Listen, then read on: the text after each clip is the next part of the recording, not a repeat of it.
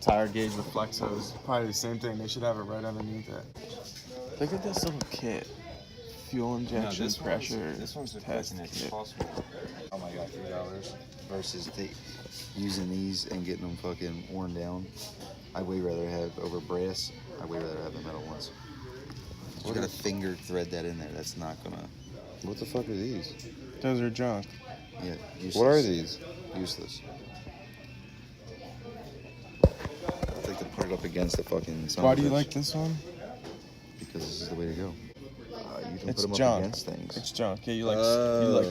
Yeah, I don't need that. I just need to screw into the cylinder. Hey, what's going on? I got my Sit On You shirt on. And Max just got a bunch of heads from Treats, and we're gonna test the compression on them. We just went to Harbor Freight and got this compression tester. We read terrible reviews on it. Mixed reviews. Mixed reviews. What were the reviews There was like? a couple angry dads on there. And I think for the most part it has good reviews. So Max just got this new Treats piston port. What does that even say? Piston port. Something. O-ring head. It's a 45 mil. Super O-ring Sport. head. Yeah, Super Street. Super Street. So we're gonna never been run O-ring head. It's just good old America. All right. They say you're supposed to hold this Wide open. fucking thing wide open when you kick it. Are you really though? Yeah. Why? I don't know. That's what I read. Let's do some tests ourselves. I'm behind the light. All right, so we're hooked up here to this Harbor Freight compression tester that we read mixed reviews about, and we're about to test the compression on Max's Kickstart DMP with the high head. We're acting.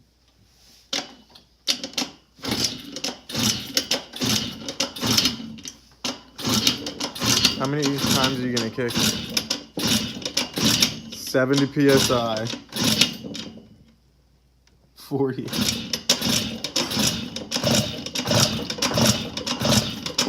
Alright, stop. This thing don't work. 40 psi.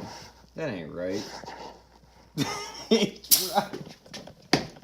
we go. I'll tell you right now, I'm not 40 freaking 40 psi. Turn it to me. Alright. 40 psi. Look at all of them. It's decked. It's hand. This is the one you want. Alright, so a couple days later, you can tell that was pretty much a fail for doing the compression test on those new heads. The Harbor Freight compression tester is junk, and the real issue with it is that the hose is way too long from the head to the actual pressure gauge. I think if it was a lot shorter, or if we modified it, we'd get way better accurate readings. Max threw the head on and he noticed way lower temperature and less detonation, less rich, way more tunable.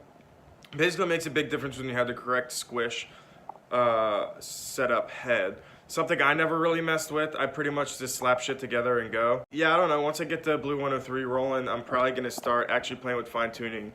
I've ran that motor set up for years. I've probably had that same case motor build for 5 years now, and I ran it off and on. I have a ton of miles on it. That basically sums up that section of the video. Sorry it wasn't that exciting, but it's real life. You try to do things for scientific results and it doesn't work out. I'm sure we could have done better with a higher quality compression tester, but it is what it is. Do you really care? Because we certainly don't. Max, crank on this tighter.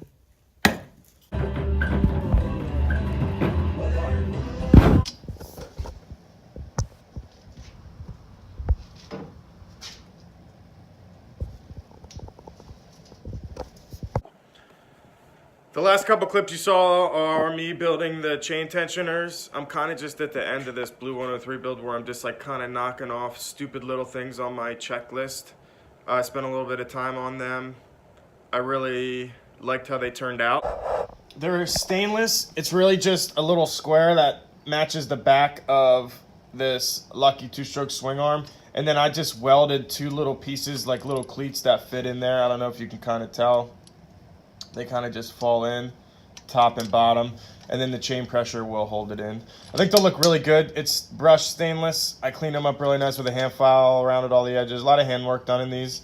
It's the little detail things that I love. It'll look pretty fire with a black swing arm, and these will never rust because they're stainless.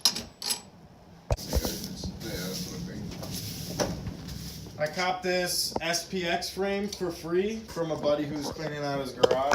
Some of you guys might recognize this bike. It was a Polini Cup 1 bike. It had a Micatech case build with a derby top end. I can't remember what ignition was on it. I just picked this bike up because I needed a gas cap. So that's tight. Gas cap, finally. This petcock. You get terrified. Looks a little rusty in there, bud. Nah, that's good. We'll be alright. Rusty and Bud. Rusty and Buddy get the job done. It also got 6 shocks and a good Hutchinson tire. A lot of it's really rough.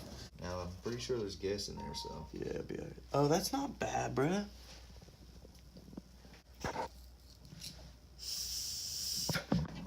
I'm not even gonna run that shit.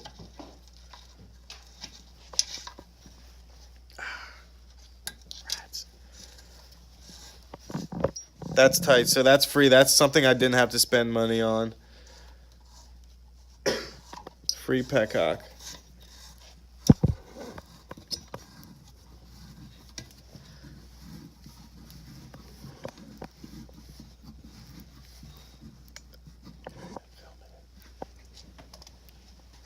Of course, it's in some dicker direction. Got most of it.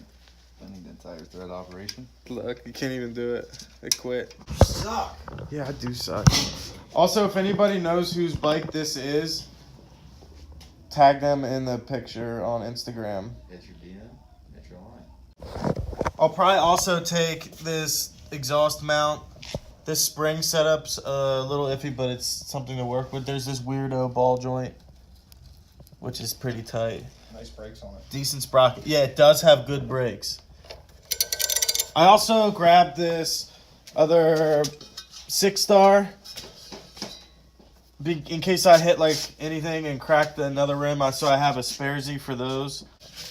And I also got this freewheel that I'll probably take apart and thread over the other side of my hub.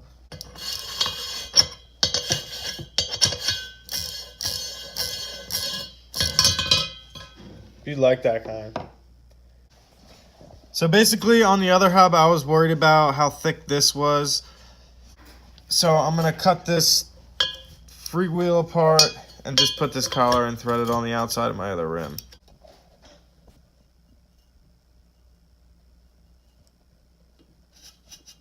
Woo, baby! Don't forget to give yourself a like and subscribe. Check out more videos down below. And always set your ring gap. Yeah, baby! Yeah!